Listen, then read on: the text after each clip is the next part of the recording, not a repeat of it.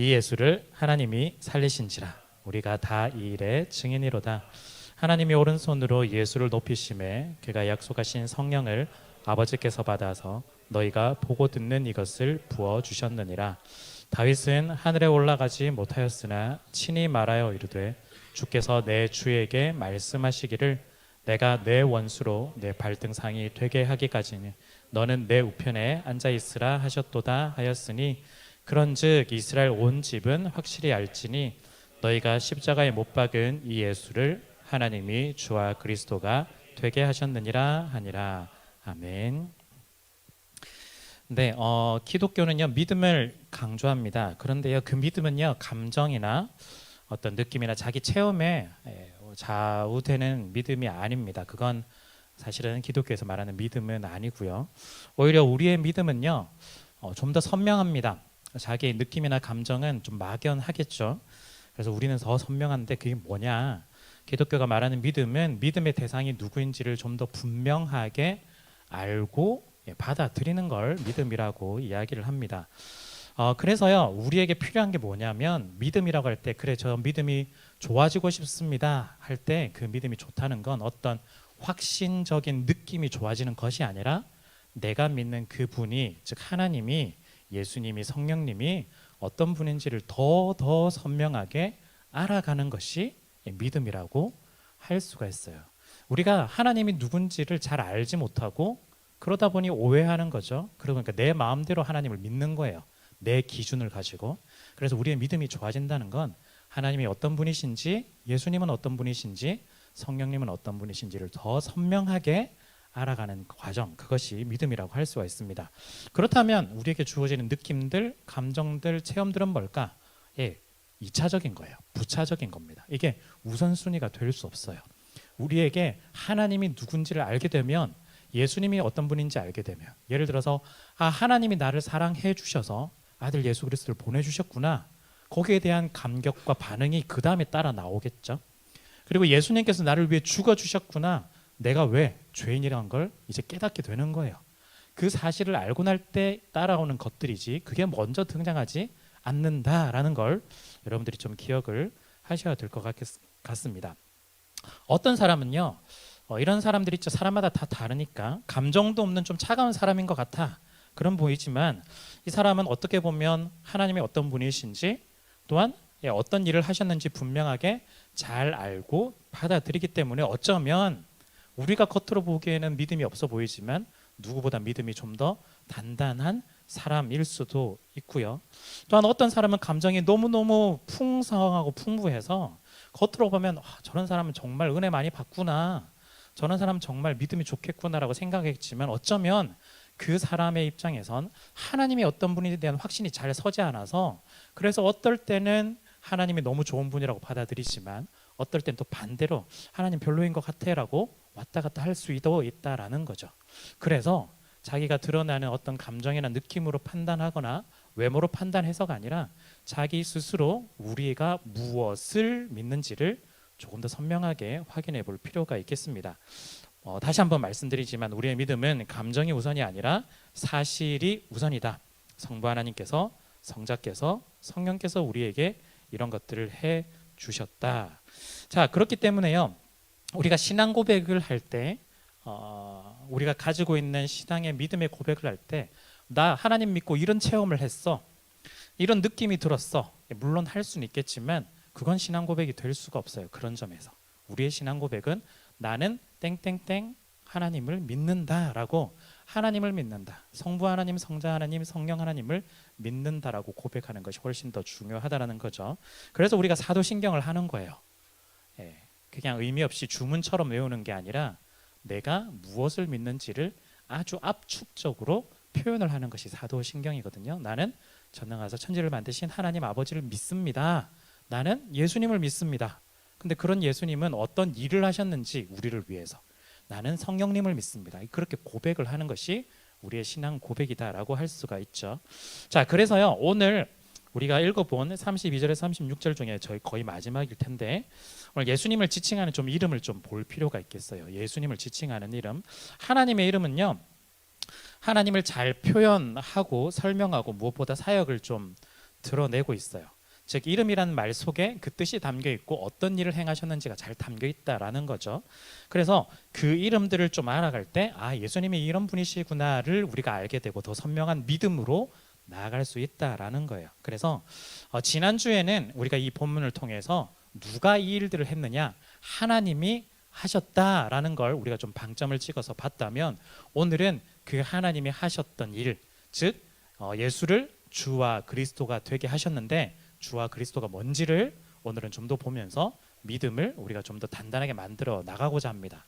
자, 그런데 두 가지를 다 설명하면 사실은 안 그래도 제가 좀 말도 많고 설교도 긴데 너무 길어질 것 같아서 사실은 반쪽만 하려고요. 그리스도는 제가 좀 자주 했었거든요. 그래서 다음에 다시 또 반복을 하겠지만 오늘은 주에 대해서 좀 할 거고요. 주만 한다고 해도 좀 길어지지 않을까. 죄송합니다. 참고로 이 부분은요, 지금 사도신경을 설교하고 계시는 담임 목사님 거도 좀 반영이 좀 되어 있음을 좀 미리 말씀을 드리고요. 그리고 들어가기 앞서서 여러분들에게 조금이나 도움이 되기 위해서 그 요약 제가 말이 잘 안 나오네. 소식지의 요약과 더불어 일부러 한 장을 더 끼워서 넣어 드렸습니다. 성경 구절인데요. 그 성경 구절이 그 주제에 그 요약되어 있는 대제에 맞춰서 제가 좀 더 드렸으니까 PPT로는 따로 안 나올 거예요. 일부러 너무 정신이 없을 것 같아서. 그래서 여러분들이 직접 비교해서 보시면서 같이 따라오시면 좋을 것 같습니다. 자, 먼저 오늘 주에 대해서 이야기를 할 텐데요. 우리 주라고 부를 때 성경에서는요, 가장 먼저 좀 당신이라고 존칭어로 좀 쓰고 있어요. 베드로가 주는 그리스도시요 살아계신 하나님의 아들이십니다라고 할 때 그 주가 우리가 생각하는 주님이라고 보통 생각할 수 있겠지만 사실은 원어로 보면 당신입니다. 그냥 선생님 이 정도예요. 사실은 선생님은 그리스도이십니다. 하나님의 아들이십니다라고 사실은 표현을 좀 하고요. 우리가 일반적으로 이해하고 있고 우리가 교회에서 자주 쓰고 있는 단어는 로드인데요. 그래서 주님에 대해서 왕에 대해서 사용하는 단어라고 할 수 있습니다. 그 당시에는 로마 황제에게만 썼던 단어였던 거죠. 큐리오스, 로마 황제에게만 썼던 단어인데 그 단어를 지금 예수님에게 쓰고 있다라는 이야기입니다. 예수님에게 쓰고 있다 이 말을 생각해 보면요, 되게 단순하게 그냥 예수님이 주님이니까 이렇게 쓸 수 있겠지라고 할 수 있겠지만 그게 아니에요. 왜냐하면 버젓이 황제가 계시는데 다른 사람에게 주님이라고 말한다는 건, 그냥 선생님이 아니라 주님이라고 말한다는 건 지금 반역을 하겠다는 이야기 아니야? 이 얘기예요. 왕이 있는데 다른 왕이 있다고 자꾸 이야기하는 것과 똑같다라는 거예요. 그렇기 때문에 사실은 함부로 쓰지 못했습니다. 예수님도 자기가 주인 걸 알았지만, 또한 주인 걸 이야기를 하긴 했지만 처음부터 내가 주다라고 이야기를 하지 않았어요. 그래서 사실은 돌려서 말씀을 하셨습니다. 왜냐하면 마지막까지 예수님께서 자신이 해야 될 사명들, 사역들을 끝까지 잘 완수하기 위해서 처음부터 쉽게 말해서 우리식으로 객기를 부려서 그래 나 하나님의 아들인데 막 이러면서 할 수는 없거든요. 마지막까지 겸손하게 일들을 하기 위해서 다른 단어를 썼는데 그 단어가 뭐냐면 사람의 아들, 한자말로 사람의 아들이라고 하는 성경에 나온 인자입니다. 인자, Son of Man 이렇게 되어 있습니다. 인자라고 쓰는데 이 단어를 가지고 일부러 예수님이 좀 다른 식으로 표현을 좀 했었습니다. 그런데 왜 뜬금없이 인자라는 단어를 썼을까? 사실은 알고 보면 예수님께서 하시는 사역들, 말씀들 그냥 즉흥적으로 하신 게 아니라 구약에서 있었던 일들을 다 그대로 담아서 하시는 거예요. 즉 그 말은 구약에서 있었던 내용들을 그대로 실현하고 성취하고 보여주시기 위해서 하시는 거죠. 그 말은 자꾸 그 말 붙이지만 그 말은 인자가 구약에 나와 있다는 뜻입니다. 이미 예언되어 있다. 그걸 예수님이 사용을 하신 거예요. 자, 그래서 약간 순서대로 좀 갈 텐데요. 먼저는 고난 받는 종으로서의 인자예요. 고난 받는 종으로서의 인자인데 예수님이 고난을 받으셨잖아요. 예수님이 이 땅 가운데 오셔서 우리가 지난주에 봤던 아래로 내려오는 화살표, 위로 올라가는 화살표, 거기 소식자 안에도 있습니다. 아래로 내려가는 화살표, 위로 올라가는 화살표가 있는데요. 예수님께서 낮아지심을 통해서 계속해서 아래로 오셨어요. 그런데 아래로 오신다는 건 고난과 고통을 그대로 받겠다라는 것과 사실은 같겠죠. 그래서 고난을 받으시는 거예요. 그런데 이게 그냥 예수님이 어떻게 하다 보니까 고난을 받은 것이 아니라 구약에 이미 소개가 되어 있습니다. 이사야 53장에 자, 이사야 52장 13절에 보면 먼저 보라 내 종이 하면서 종이 고난을 받는 걸 이야기를 하고 있어요. 그러면서 53장 3절에서 6절을 보시면 그는 멸시를 받아서 사람들에게 버림을 받았으며 간고를 많이 겪었으며 질고를 아는 자라 마치 사람들이 그에게서 얼굴을 가리는 것 같이 멸시를 당하였고 우리도 그를 귀히 여기지 아니하였도다. 그는 실로 우리의 질고를 지고 우리의 슬픔을 당하였거늘 우리는 생각하기를 그는 징벌을 받아서 하나님께 맞으며 고난을 당한다. 그가 찔림은 우리의 허물 때문이고 그가 상함은 우리의 죄악 때문이라. 그가 징계를 받음으로 우리는 평화를 누리고 그가 채찍에 맞음으로 우리는 나음을 받았도다. 우리는 다 양 같아서 그릇 행하여 각기 제 길로 갔거늘 여호와께서는 우리 모두의 죄악을 그에게 담당시키셨도다. 교회를 조금 오래 다니신 분들은 이 구절을 좀 많이 봤기 때문에 그 당연히 예수님이지 이렇게 하는데요. 지금 시대를 생각해 보면 구약의 한 선지자 이사야 때인데 그때 예언된 이야기예요. 한 사람이 등장해서 한 사람이 지금 고난을 받는데 알고 보니까 그 당시에 그냥 단순한 고난이 아니라 지금 미래를 예언하면서 지금 고난에 관련된 이야기를 하는 거죠. 즉 한 종이 고난을 받을 거다. 고난받는 종으로서의 사람의 아들을 보여주고 있고 지금 인자라는 말을 지금 이제 등장하게 될 거예요. 그러면서 이 맥락 속에서 고난을 예수님께서 어떻게 받으셨을까? 이제 말씀을 다시 한번 보실까요? 마가복음 10장 45절 이제 본인을 이렇게 이야기해요. 인자가 온 것은 섬김을 받으려 함이 아니라 도리어 섬기려 하고 자기 목숨을 많은 사람의 대속물로 주려 함이라. 예수님이 자기를 인자 사람의 아들이라고 지칭하면서 왔는데 나는 섬기러 왔다. 이제 고난을 받을 준비가 되었다라고 하죠. 마가복음 8장 인자가 많은 고난을 받고 장로들과 대제사장들 서기관들에게 버림을 받아 죽임을 당하고 이후의 이야기지만 사흘 만에 살아나야 될 거다. 고난을 받는다. 그리고 마가복음 9장 12절 엘리야가 과연 먼저 와서 모든 것을 회복하였거니와 어찌 인자에 대하여 기록하기를 많은 고난을 받고 멸시를 당하리라 하였느냐. 이게 무슨 말이냐면요. 엘리야가 먼저 와서 다 회복된 거 아니에요? 고난이 없는데? 라고 생각했는데 사람들이 지금 질문한 맥락 속에서 그렇게 얘기하는 거예요. 그런데 성경에는 사실은 인자가 고난을 받을 거라고 되어 있는데 왜 고난을 받겠느냐? 알고 보면 이 완성된 것이 아니라 앞으로 고난받을 걸 사실은 준비하기 위해서 엘리야가 왔다. 이런 뉘앙스로 사실은 이 구절을 말하고 있습니다. 그리고 또 마지막 하나 더 누가복음 18장 인자가 이방인들에게 넘겨져 희롱을 당하고 능욕을 당하고 침뱉음 당하겠으며 그들은 채찍질하고 그를 죽일 것이나 그는 3일 만에 살아나리라. 즉 예수님은요.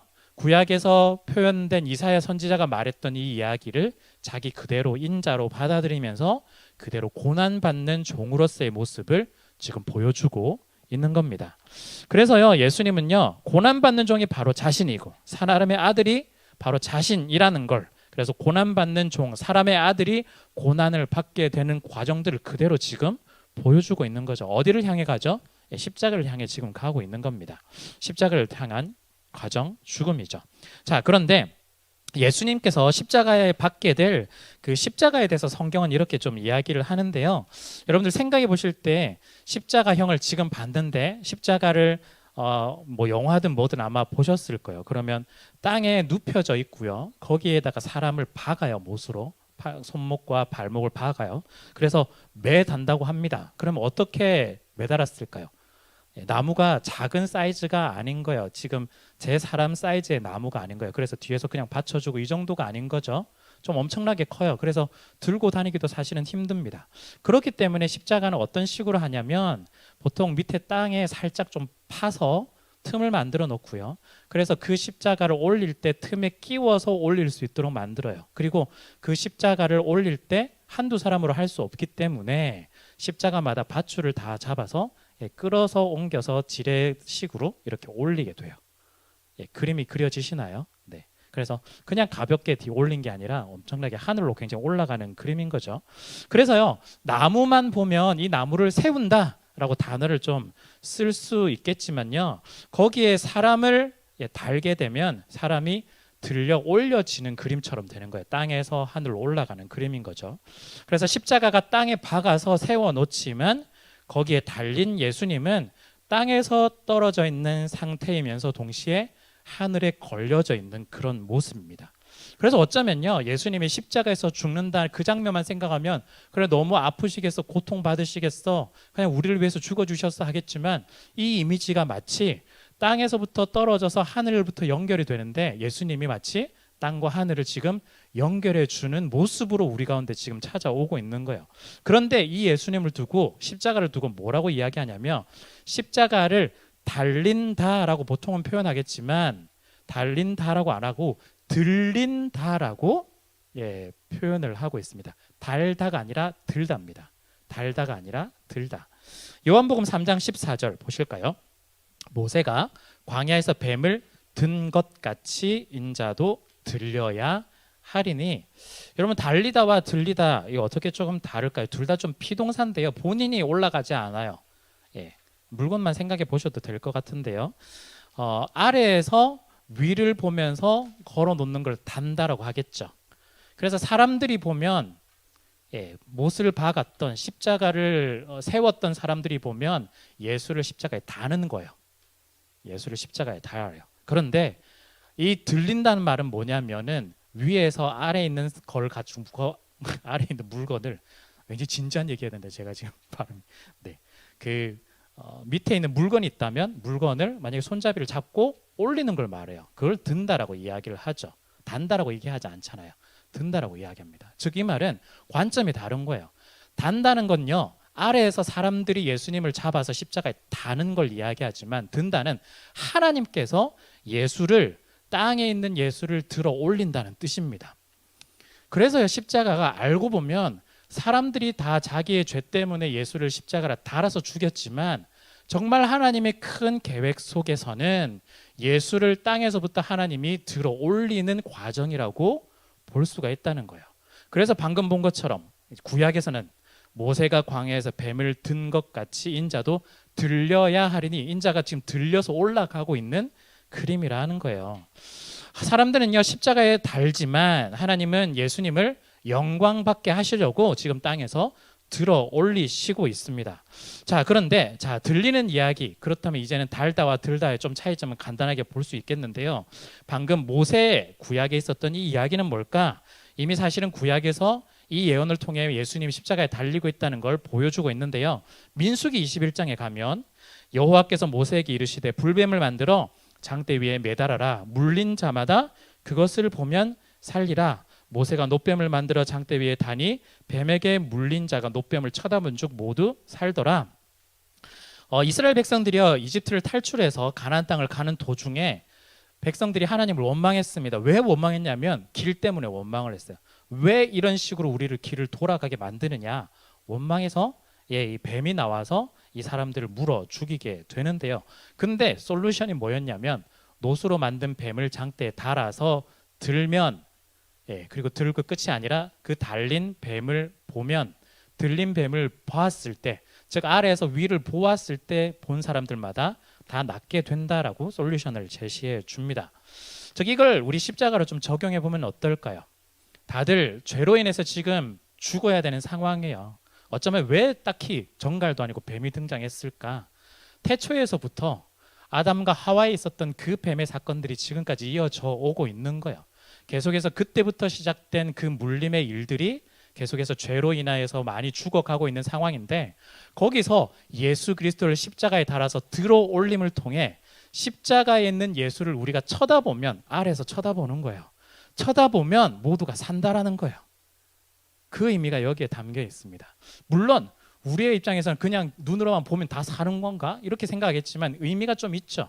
즉 쳐다본다는 말은 내가 이 예수를 쳐다보면 살겠다, 예수를 바라보면 살겠다는 그 생명이 여기 가운데 담겨 있는 거죠. 그 믿음이 여기 가운데 담겨 있는 겁니다. 그래서요, 민수기의 놋뱀 이 사건뿐만 아니라 구약에서는 이미 고난받는 종이 높이 들리게 된다는 걸 예언하고 있어요. 이사야 52장 13절 보라 내 종이 형통하리니 받들어 높이 들려서 지극히 존귀하게 되리라. 들려서라는 말이 그냥 성경을 읽다가 보면 그냥 지나가는 단어일 수도 있겠지만, 어쩌면 이제부터 여러분들이 보시기에 들린다는 말은 십자가에 달린다는 뜻입니다. 사람들은 십자가에 달았지만 하나님은 십자가를 들어 올리시는 거예요. 예수를, 그 이야기를 지금 하고 있어요. 이사야 57장 5절 하나님이여 시편이에요. 시편. 하나님이여 주는 하늘 위에 높이 들리시며 주의 영광이 온 세계 위에 높아지기 원하나이다. 이 계속해서 지금 아직 뭐 몇 구절 더 남았지만 들린다는 이 뉘앙스가 나쁜 뉘앙스가 아닌 것 같죠. 물론 예수님께서 죽으셔서 그 장면만 보면 굉장히 나쁜 뉘앙스지만 결국엔 예수님이 들림을 통해서 영광받고 모든 사람들이 다 전 세계에서 예수 그리스도가 높아져서 그 높아짐을 통해서 모두가 다 알게 되고 깨닫게 되고 누리게 되는 것이 있다라는 걸 지금 더 좋은 표현으로 지금 하고 있는 거예요. 그래서 실제 예수 그리스도께서도 이렇게 이야기를 했어요. 요한복음 8장 이에 예수께서 이르시되 너희가 인자를 든 후에 내가 그인 줄 알고 너희가 하면은 보통 달았다라고 이야기할 수 있는데 들린다라고 이야기하죠. 요한복음 12장 내가 땅에서 들리면 모든 사람을 내게로 이끌겠노라. 즉 땅에서 들린다는 여기서는 사실은 두 가지 의미가 다 있는데 하나는 십자가로 들린다는 것과 나중에 또 승천한다는 것과 담겨 있어요. 그래서 결국 그 이야기를 통해서 모든 사람이 예수 그리스도께로 다 다가오게 되고 예수 그리스도를 통해서 성령을 보내주셔서 모든 사람이 예수를 믿을 수 있게 만들어 주신다. 여기에 담겨 있는 거죠. 즉 여러분들 제가 좀 구절들을 좀 많이 집어넣어서 좀 헷갈릴 수도 있겠지만 압축적으로 말씀드리면 고난받는 종이 그 인자가 이제는 십자가에 정말 죽어서 십자가에 들리는 사건까지 지금 왔습니다. 들리는 사건까지 왔어요. 그렇다면 그 단계 그 이후에는 어떻게 될까요? 예수님께서 십자가에 죽으시고 부활하시고 약간 들리는 게 비슷한 승천이 이제 남아 있는 거죠. 그래서 세 번째인데요. 승천하면 모든 것이 다 끝날까? 아니라는 거예요. 인자가 승천하여 하나님 보좌 앞에 우편에 앉아 있는 겁니다. 그래서 하나님 보좌 우편에 앉아 있다라는 말은 그냥 옆에서 약간 뭐 이런 단어 써도 되면 무슨 시다바리처럼 그게 아니라 같은 권위, 같은 능력을 그대로 가지고 있다라는 거예요. 사도행전 2장 33에서 35 우리 거죠. 오늘 본문이죠. 하나님이 오른손으로 예수를 높이심에 높이셨어요. 그가 약속하신 성령을 아버지께 받아서 너희가 보고 듣는 이것을 부어 주셨느니라. 다윗은 하늘에 올라가지 못했어요. 들리지 못했다는 거죠. 친임하여 이르되 주께서 내 주에게 말씀하시기를 내가 내 원수로 내 발등상에 되게 하기까지는 너로 내 우편에 앉아 있으라 하셨도다. 주께서 내 주에게 이건 좀 뭔가 묘한 말인데 하나님께서 성부 하나님께서 성자 예수님에게 지금 이야기를 하는 거예요. 그러니까 다윗이 지금 예언하고 있는 거거든요. 성부 하나님께서 성자 예수님에게 이야기하는데 너는 지금 높이 들려서 그리고 내 우편에 앉아 있을 거다라고 지금 이야기를 하고 있어요. 그리고 예수님께서도 이야기하죠. 누가복음 22장 이제부터는 인자가 하나님의 권능의 우편에 앉아 있으리라. 자, 예수님께서 어떻게 되셨죠? 고난을 받았지만 십자가에서 높이 들리셨고 부활하신 후에 또다시 들리셨습니다. 하늘로 승천하게 되셨죠. 그래서 들리는 과정을 통해서 하나님이 고난받는 종 인자를 이제는 다르게 만들어 주셨다라는 거예요.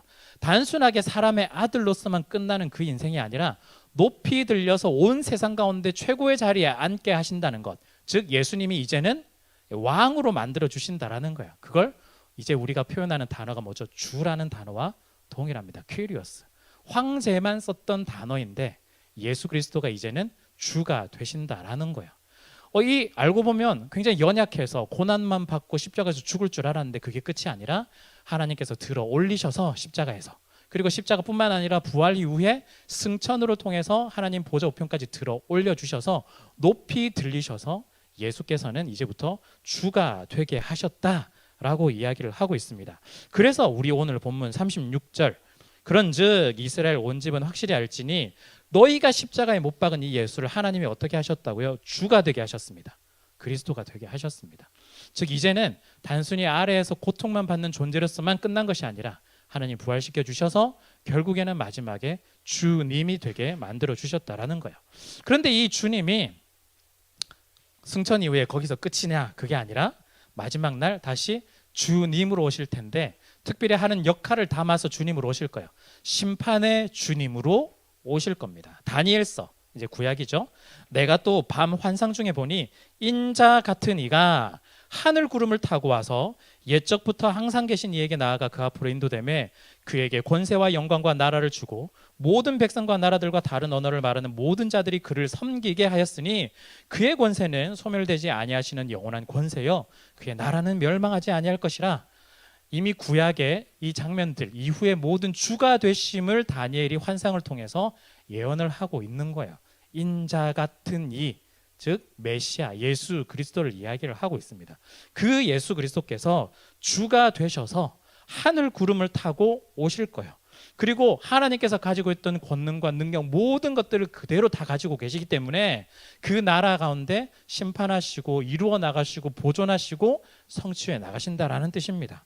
그래서요, 구약에 사실은 따져보면 인자라고 따져보면 그 단어는 구약에 여기가 유일하게 사실은 등장해요. 그런데 예수님께서 그 맥락 속에서 사실은 사람의 아들로 고난받고 또한 들리고 승천하게 되며 심판하게 될 것이라는 걸 구약에서부터 이미 계속해서 나왔고, 그걸 예수님께서 인자라는 단어를 통해서 지금 내가 그렇다라는 걸 성취시켜 주고 있는 거죠. 자, 나머지 구절들 볼까요? 요한복음 5장 27절, 또 인자 됨으로 말미암아 심판하는 고난을 주셨느니라. 심판하실 겁니다, 인자가. 누가복음 12장, 그러므로 너희도 준비하고 있으라. 생각하지 않은 때 인자가 오리라. 예, 예수님 자기가 온다고 이야기를 해요. 21장, 그때 사람들이 인자가 구름을 타고 능력과 큰 영광으로 오는 것을 보리라. 마지막 재림의 날 그 이야기를 하고 있습니다. 자, 그렇기 때문에 방금까지 말씀드린 걸 조금 정리를 좀 해보면 어떨까 싶어요.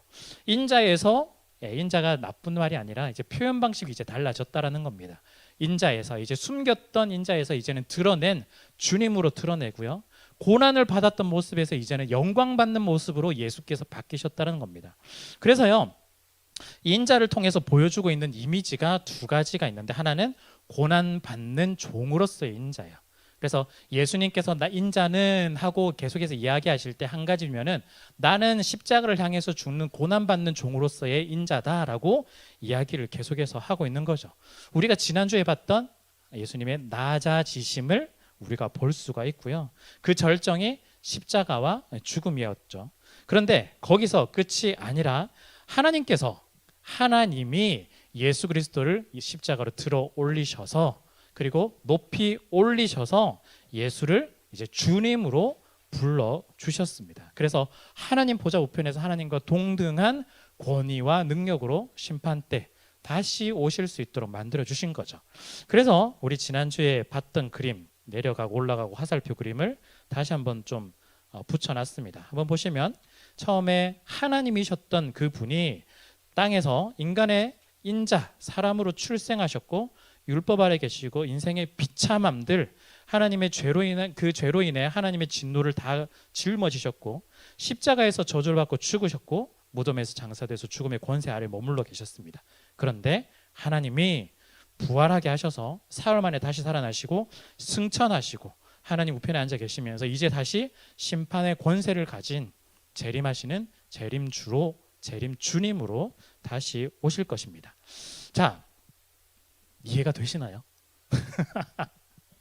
그래서 또 이해가 안 되실까 봐 성경에 있는 다른 본문 하나 더 가져와서, 이걸 지금까지 제가 이렇게 짧게 이야기를 할 수 있을까, 목사님 왜 이렇게 길게 하셨어요 할 만한 그 본문을 하나 더 가져왔습니다. 빌립보서 2장 6절에서 11절, 지금까지 했던 이야기가 다 압축적으로 들어와 있어요. 우리 같이 한번 읽어보실까요? 읽겠습니다. 그는 근본 하나님의 본체시나 하나님과 동등됨을 취할 것으로 여기지 아니하시고 오히려 자기를 비워 종의 형체를 가지사 사람들과 같이 되셨고 사람의 모양으로 나타나사 자기를 낮추시고 죽기까지 복종하셨으니 곧 십자가에 죽으심이라. 이러므로 하나님이 그를 지극히 높여 모든 이름 위에 뛰어난 이름을 주사 하늘에 있는 자들과 땅에 있는 자들과 땅 아래에 있는 자들로 모든 무릎을 예수의 이름에 꿇게 하시고 모든 이름으로 예수 그리스도를 주라 시인하여 하나님 아버지께 영광을 돌리게 하셨느니라. 아멘. 네, 이렇게 짧게 할 수 있는 걸 제가 30분씩이나 네, 이 본문을 보면 이제는 이해가 좀 되시나요? 네, 방금 그냥 우리가 어쩌면 빌립보서 2장 이 부분이 워낙 유명해서 여러분 보셨을 수도 있겠지만 사실은 제가 말씀드렸던 고난받고 다시 한 번 더 들려서 주님이 되시는 그 모든 과정이 사실 여기 압축돼서 적혀 있습니다.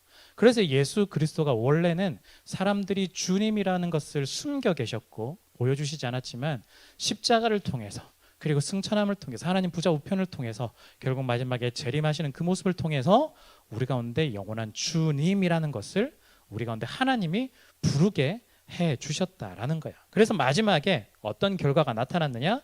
모든 입으로 모든 전 세계 사람들을 통해서 예수 그리스도는 주님이십니다라고 고백하게 하고 또한 그렇게 만들어 주신 하나님 아버지께 영광을 돌리게 하는 거예요. 하나님이 주와 그리스도가 되게 하셨기 때문에. 그래서 우리 오늘 사도행전부터 시작된 이야기 좀 막 여러 가지를 봤지만 결국에는 예수 그리스도를 주라 하게 만드신 하나님 아버지의 그 손길과 그리고 예수 그리스도께서 주가 되심을 통해서 우리 가운데 생명을 허락해 주셨다는 걸 우리가 확인을 할 수가 있겠죠. 그래서 인자에서 주님으로 고난에서 영광을 받으셨다라는 겁니다. 자, 그렇다면요. 이제 우리에게 조금 더 적용을 해보면 좋겠습니다. 이제 우리의 믿음의 근간이 제가 말씀드렸다시피 감정이나 느낌이 아니라 좀 더 분명하게 알아가는 것, 그 아는 사실들을 통해서 우리가 좀 더 믿음이 단단해진다고 말씀드렸는데요. 그래서 예수님이 어떤 분이시라는 것, 인자였는데 이제 주님으로 고난 받으시는 분이었는데 영광을 받으시는 분으로 되셨다라는 걸 우리가 조금 안다면 그 주님이 나와 어떤 관계가 있는지를 확인하고 연결을 좀 지으셔야 한다라는 거예요. 여러분들 굉장히 저희가 그 사실을 강조하잖아요. 지식을 강조하잖아요. 그렇기 때문에 배우는 거 참 중요하지만 거기서 멈추시면 괴물이 될 수가 있어요. 네. 이 지식은요. 우리가 알면 알수록 더 겸손해져야 되고 알면 알수록 더 낮아져야 되고 왜냐하면 예수님께서 그렇게 가셨잖아요. 내가 예수님은 오히려 우리 가운데 낮아지심을 보여주시는데 우리가 예수님을 안다고 우리 스스로 높아져서는 안 된다라는 거예요. 더 낮아짐을 통해서 오히려 우리의 인격이 반응하고 우리의 삶이 반응할 필요가 있다라는 겁니다. 자, 그렇다면 인자 오늘 단어가 나왔으니까 인자라는 단어를 중심으로 우리에게 좀 적용점을 좀 찾아보면 좋을 것 같은데요. 우리 요한복음 6장 보시면요. 예수께서 이르시되 내가 진실로 진실로 너에게 이르노니 인자의 살을 먹지 아니하고 인자의 피를 마시지 아니하면 너희 속에 생명이 없느니라. 우리가 좀 아시다시피 흔히 말하는 성찬식 때 사용하는 내용이라고 할 수 있죠. 내 살을 먹고 내 피를 마시는 자는 영생을 가졌고 마지막 날에 내가 그를 다시 살리리니 내 살은 참된 양식이요 내 피는 참된 음료로다. 내 살을 먹고 내 피를 마시는 자는 내 안에 거하고 나도 그의 안에 거하나니 살아계신 아버지께서 나를 보내심에 내가 아버지로 말미암아 사는 것 같이 나를 먹는 그 사람도 나로 말미암아 살리라. 이것은 하늘에서 내려온 떡이니 조상들이 먹고도 죽은 그것과 같지 아니하여 이 떡을 먹는 자는 영원히 살리라. 가장 먼저 우리에게 주시는 말씀은 예수 그리스도의 그 생명의 살과 피를 먹고 마셔야 한다라는 거예요. 사실은 이거는요 마지막 절에 있는 58절과 비교해서 이야기를 하고 있는데요. 이집트를 탈출했던 그 선조들은 하늘에서 내려오는 떡을 먹었습니다. 하늘에서 내려오는 빵을 먹었어요. 만나죠. 하늘에서 내려오는 만나를 먹었지만 하늘에서 내려왔음에도 불구하고 이 만나는 이 사람들의 생명을 영원하게 만들어 주지 않았어요. 결국 그 광야에서 때로는 가나안에 들어가서 다 죽었습니다. 지금껏 살아있는 사람은 아무도 없어요. 그런데 예수님께서 말씀하시기를 그 만나와 같지 않다. 내가 주는 이 생명은 영원한 생명이다라고 말씀하시면서 예수 그리스도를 먹고 마셔야만 영원한 생명을 얻을 수 있다라고 이야기를 하는 거예요. 일시적인 것과 영원한 것을 지금 이야기를 하고 계시는 거죠. 그렇다면 예수님을 먹고 마신다라는 게 뭘까요? 우리가 이 문장 자체가 굉장히 처음 본다면 굉장히 생소하고 좀 마치 사람을 먹는 듯한 그런 느낌처럼 받아들일 수도 있는데 우리에겐 떡이라 되어 있는 거 빵이라고 하는데요. 육체적으로 먹는 것은 일시적일 수도 있겠지만 예수님을 통해서 얻어지는 것들 그것이 영원한 생명이라는 걸 이야기하겠죠. 어떻게 할까요? 날마다 예수님을 묵상하고 특별히 예수님께서 하신 말씀들을 우리가 곱씹어 먹어가며 예수님과 교제하고 또한 예수님을 날마다 누리며 나가는 것, 그것이겠죠. 날마다 주시는 말씀, 날마다 주시는 음성들, 인도하심들, 은혜들, 그것들을 우리가 풍성히 누릴 수 있어야 됩니다. 특히 예수님은요, 자기 자신을 로고스, 말씀이라고 이야기를 했어요. 말씀을 먹고 말씀을 씹고 말씀을 누리고 묵상하면서 나아감을 통해서 예수님이 이런 분이시군요, 제가 또 이렇게 살아가겠습니다. 또한 예수님께서 나에게 주시는 이 말씀이 이렇게 우리에게 또 말씀해 주시는군요, 제가 적용하면서 살아가겠습니다 하고 날마다 예수 그리스도를 묵상하고 살아갈 필요가 있는 겁니다. 그래서 마태복음 4장 4절에 예수께서 대답하여 이르시되 기록되었으되 사람이 떡으로만 살 것이 아니요 육체로만 살 것이 아닙니다. 하나님의 입으로부터 나오는 모든 말씀으로 살 것이다. 즉 우리가 영원한 생명을 얻게 되는 건, 즉 예수 그리스도의 살과 피를 먹는다는 건 예수 그리스도를 통해서 우리가 생명으로 나아가고 예수 그리스도께서 주시는 것을 통해서 우리가 생명을 얻게 되는 것. 그래서 연합이라고 보통 이야기를 하거든요.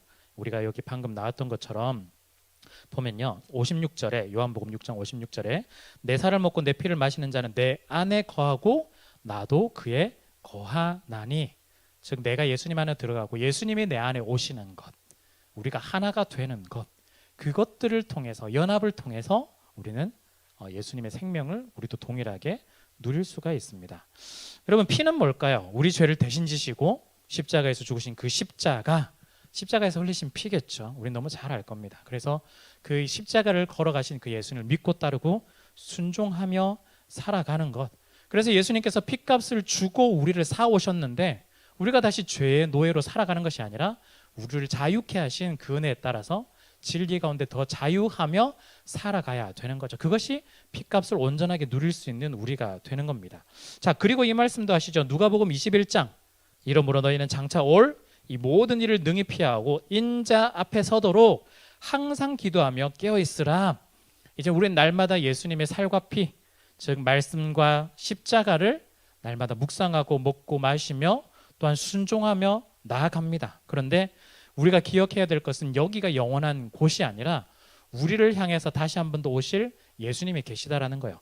인자가 우리 앞에 다시 서시게 되는 그날이 언젠지는 모르지만 그날이 있을 것인데 우리가 계속해서 날마다 예수 그리스도를 먹고 마시면서 말씀과 십자가를 통해서 깨어있는 우리의 모습이 필요하다라는 거죠. 이렇게 주님을 맞이한 사람은 어떻게 될까요? 마태복음 19장 예수께서 이르시되 내가 진실로 너에게 이르노니 세상에 새롭게 되어 인자가 자기 영광의 보좌에 앉을 때에 나를 따르는 너희도 12 보좌에 앉아 이스라엘 12지파를 심판하리라. 즉 예수님께서 하나님 보좌에 앉아 계신다는 건 심판의 권세와 능력들이 다 있는 주님이시라는 거죠. 거기에 나를 따르는 너희도, 예수님을 따르는 우리도 그 옆에 보좌에 같이 앉게 하겠다. 그리고 권한까지 주겠다라고 이야기를 하십니다. 즉 우리가 이 땅을 살아가는 과정 속에서요, 아무것도 나는 할 수 없고 능력도 없고 별 볼 일 없는 그런 존재인 것 같아 보이지만 사실은 주님이 되신 예수 그리스도를 날마다 묵상하며 따라가는 우리에게 주님과 동일한 권능과 권세를 우리 가운데 계속해서 허락하실 거란 겁니다. 즉 마지막 날에만 이런 걸 주실까? 그러지 않으실 거예요. 지금도 우리와 함께 하시면서 은혜를 베풀어 주실 것입니다. 여러분, 오늘 이 내용이요 조금 어려울 수도 있고요, 조금 복잡할 수도 있고 좀 그런데요, 길어서 네, 조금 간단하게 좀 다시 한번 좀 정리를 하고 마무리를 좀 해보도록 하죠. 우리 인자라는 단어를 통해서 주님까지 우리가 좀 왔는데요, 구약에서는요 인자의 그림이 두 가지였어요. 고난받는 종으로서의 인자, 이사야 말씀들, 그리고 권세를 가진 심판주로서의 인자, 다니엘 말씀, 이 두 가지가 있습니다. 예수님은요 이 땅에 오셔서 고난을 받으셨고 십자가에 달리셨습니다. 그런데 하나님께서 이 십자가에 달린 예수를 들어서 들리게 하셨고요, 그래서 주가 되게 하셨습니다. 그래서 부활하게 하시고 승천하심을 통해서 완전히 들어 올려서 하늘 위에 높이 달리게 들리게 하셨죠.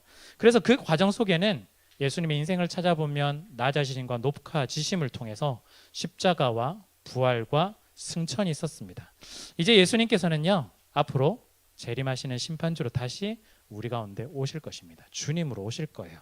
자, 이제 이 예수님이 우리와 어떤 관계가 있을까? 네, 우리가 주님, 그 예수님으로 우리는 살아갈 필요가 있습니다. 예수님의 살과 피를 먹고 마심으로, 즉 말씀과 십자가를 우리가 날마다 붙잡고 묵상하고 나아감을 통해서 우리는 예수님과 하나가 되어야 합니다. 그가 내 안에, 내가 그의 안에 들어가는 그 과정이 필요한 거죠.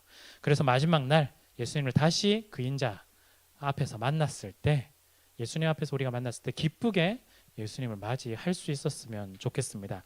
여러분, 항상 주님 대신 예수님을 찬양했으면 좋겠습니다. 우리는 교회를 다니다 보면요, 워낙 적용점을 많이 찾아가잖아요. 저도 그렇게 요구를 많이 하는 편이긴 한데, 우리가 적용점, 말씀을 듣고 그래 이래 살아야지, 말씀을 듣고 이렇게 해야지 하다 보면 어느 순간 하다 보면 내가 누구를 믿고 어떤 일을 하는지를 잊어버리고 그냥 내가 이렇게 해야지만 남아있는 경우들이 있습니다. 그래, 잘 살아야지, 그래 열심히 살아야지, 착한 사람 되어야지, 이것만 남아있는 거예요. 사실은 더 중요한 것들을 우리가 좀 놓치고 있을 수도 있습니다. 왜 우리가 그걸 해야 되느냐? 바로 예수님이 나의 구원자가 되시고 주님이 되셨기에, 예수님이 나의 그리스도가 되셨기에, 메시아가 되셨기에 우리가 이제 그 다음 단계로 우리의 삶을 살아갈 수가 있는 겁니다. 그렇기 때문에 어쩌면 우리 인생에 있어서 가장 중요한 적용점은 뭐냐면, 이렇게 살아야지 보다 앞서서 예수님을 나의 주님으로 영접하고, 또한 예수님을 나의 그리스도로 고백하며, 또한 예수님만을 우리가 높이고 찬양하며 나아갈 필요가 있습니다. 이것이 어쩌면 우리 인생에 있어서 가장 첫 번째 목적 적용점이지 않을까 싶습니다. 그래서요, 우리가 그 예수님을 받아들이고 믿음으로 고백하고 예수님 안에 들어가며 예수님과 함께 살면서 우리가 나아갔으면 좋겠습니다. 그렇게 되면요, 딱히 어떤 적용점을 찾는다 안 해도 내가 예수님과 동일한 그 은혜와 능력과 또한 마음을 가지고 아마 살아갈 수가 있을 것 같습니다.